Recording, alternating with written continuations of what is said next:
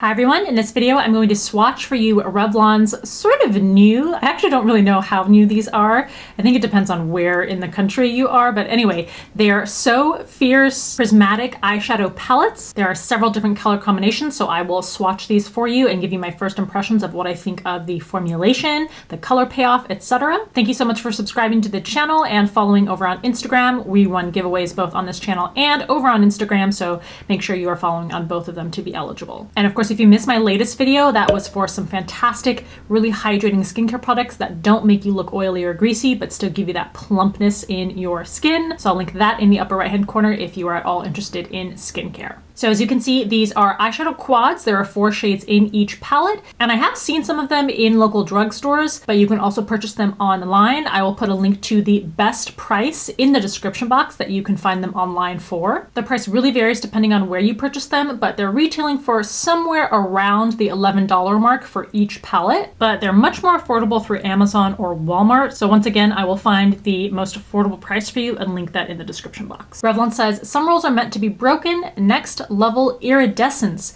in a futuristic formula. Neutrals, modern smoky eyeshadow, and high voltage brights create your fiercest eye makeup yet. So basically the claims on these are that they are ultra creamy prismatic colors with a polished crystal finish and a high level of pearl. Their suspended gel technology formula provides a bouncy texture and rich color without fallout. They're supposed to be crease proof and smudge proof. They can be used dry or wet for more intensity and are supposed to give you all day wear. There are a total of 6 palettes. I have 5 of them to show you. And when it comes to things like how crease proof they are, how long wearing, I will continue to test these out, and then in January's mid-month video and giveaway video, I will give you an updated review.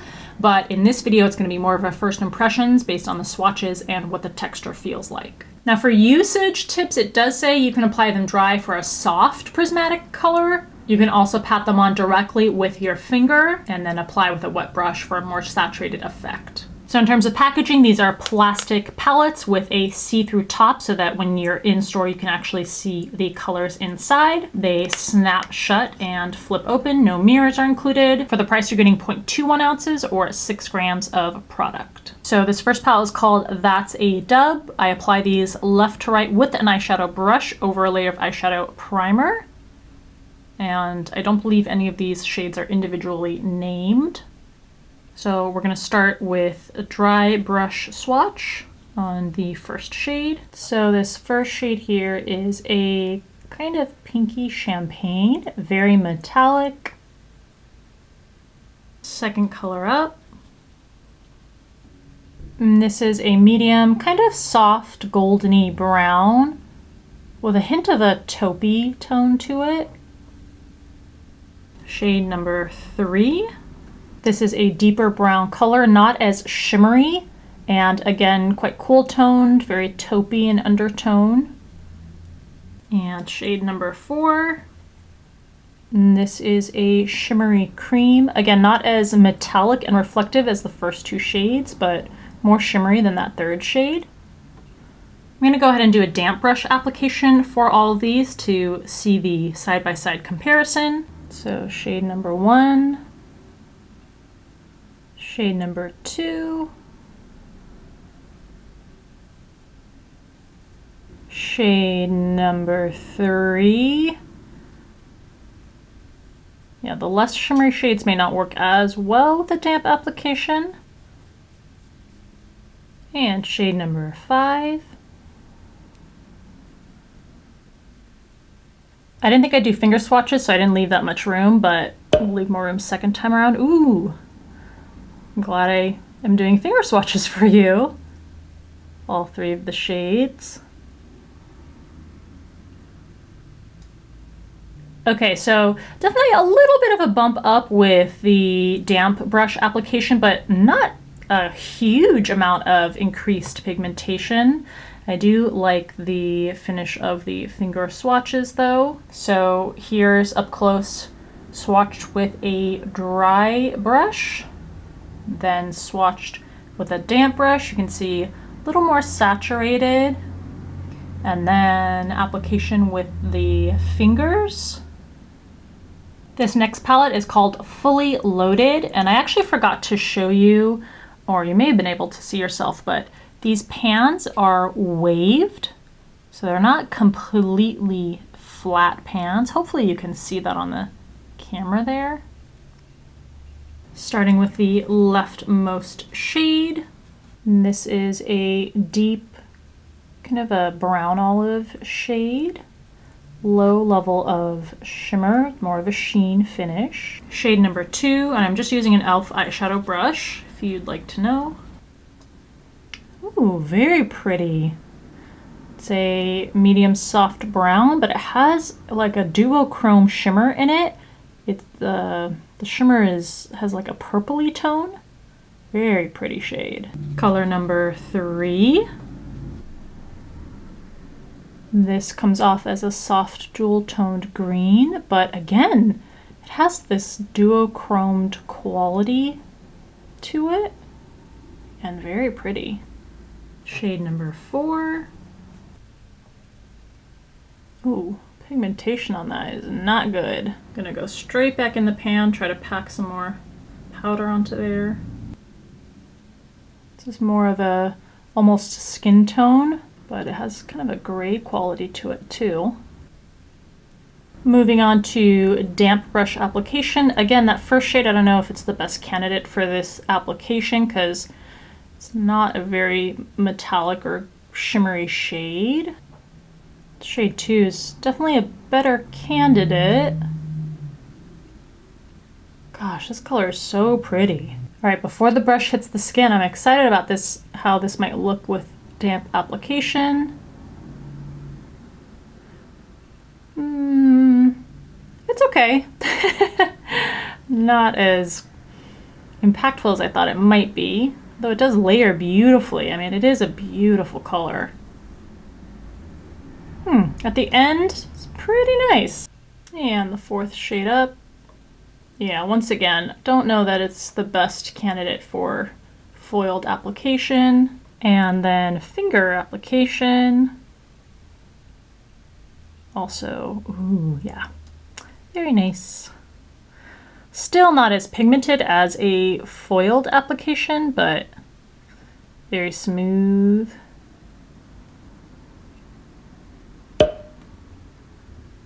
This last shade actually does best with finger application. I think foiled application is best for the middle 2 shades, and dry application is probably best, or finger application for the first shade. All right, so there you see them side by side. So there's the dry brush application, foiled application, and finger swatches. Next up is the palette Slight Flex. That's F-L-E-X. Starting with a dry brush application. This reminds me a little bit of the last shade from the previous palette, but not as gray toned, a little more peachy. Low level shimmer or sheen. Shade number 2. This is a deeper emeraldy green, or maybe like a forest green. Color number 3. And this shade is reminiscent of a rose gold. Has more of a metallic sheen than the prior 2 shades. 4th color up in the row. This one's the most interesting. Super pretty. It's a duochrome with, oh man, it's like green, pinky, together looks maybe a little bit purpley. Beautiful. Mostly shimmer, but very interesting color. I feel like the shades in this palette in particular didn't go on as smoothly with a dry brush as the prior 2. Let's see what we get with a wet brush application. Yeah, that first shade, I don't know. I don't know about applying that first shade with a damp brush. Not sure about applying the second shade with a damp brush either. Ugh, super patchy. Shade number 3. Oh my gosh, I'm surprised that this doesn't apply better with a damp brush either. I'm gonna go back in and layer that. So I feel like it should have applied more like this, what we're getting now. I'm most excited about this last shade. Interesting. Just gets a little bit watercolory at the end of that swatch there, but it is beautiful at the top of that swatch. You could definitely layer this. And last up, good old finger swatches. I think that first shade's best. Ooh, second shade too. Fantastic with finger swatching. Third shade I think is best with a dampened brush. This last shade I think works well with any kind of application, but I like the damp brush application best. All right, once again, side by side. Dry brush application, not so much a fan of. Damp brush application, and finger swatches. This palette here is the Clapback eyeshadow palette. Back to dry brush application, leftmost shade. And this here is a silvery taupe metallic finish, color number 2. This is a deep brown with bronzy shimmer in it, not as shimmery or metallic. Shade number 3 looks very vibrant in the pan. Ooh, this is like a fusion between an indigo and a cobalt blue. It's like a cerulean blue. And shade number 4. This is a metallic silvery purple. Moving on to foiled swatches, shade number 1.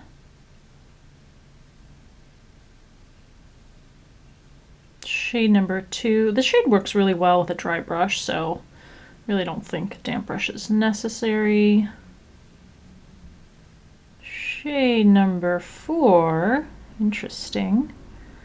Wow, it's even more bright with the damp application. I wonder if this is going to stain my arm. Beautiful color, needs layering. It's definitely not smooth initially, but wow. And the 4th color, get a deeper, richer hue out of that. And finger swatches.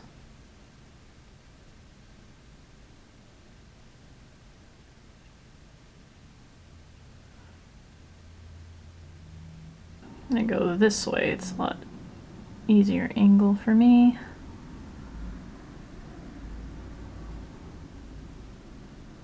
Ooh. All right, so there you have the comparisons. All pretty good. I'd say dry application for shade number 2 there.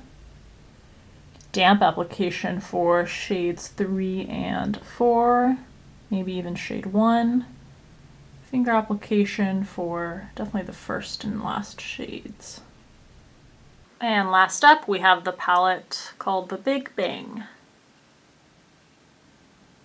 Starting with the leftmost shade. This is a metallic silvery bronze. Oh, beautiful with a dry brush swatch. Shade 2.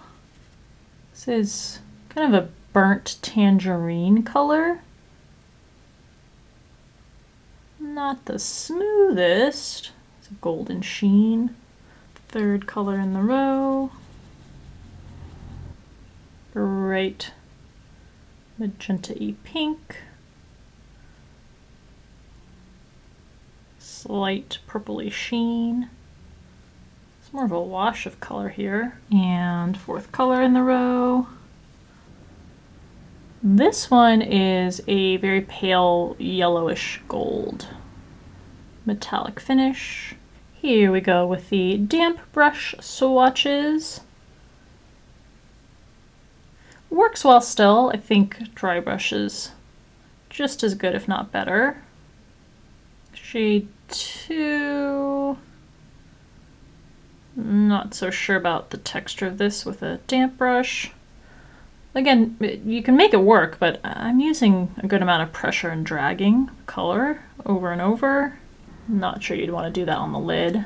And this bright pink shade, yeah, again, just not the right formula for using in a foiled manner. The last shade, still. Instead of it being super impactful and a lot more saturated, it's just kind of a wash. And our final set of finger swatches. Gosh, that shade is so gorgeous. Ooh, definitely prefer finger swatches with these middle shades here. And with that last shade.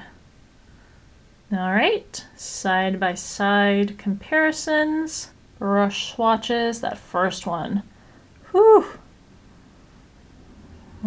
Foiled application in the middle there. And finger swatches.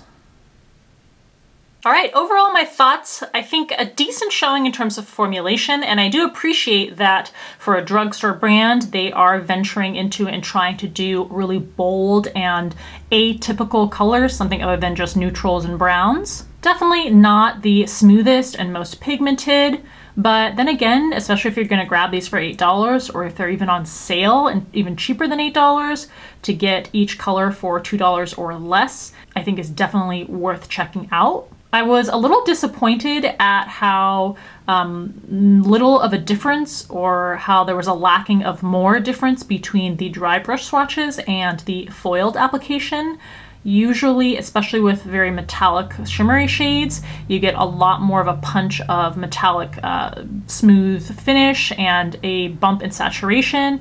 But we did get some of them that were more intense, but I think overall it was just sort of meh in terms of the increased intensity when you applied them with a dampened brush. And if you do have one of these, you'll just have to have the experience of knowing which formulas are better with a dry brush application versus foiled, or experiment around with that. Let me know in the comment section below which of these palettes that we swatched was your favorite out of the set, and of course any other thoughts that you have. I hope this video was helpful to you in deciding whether you want to purchase any of these, and if you do, which ones. Please give it a thumbs up if you liked the video. As always, thank you so much for taking the time to watch, and I'll see you in the next one.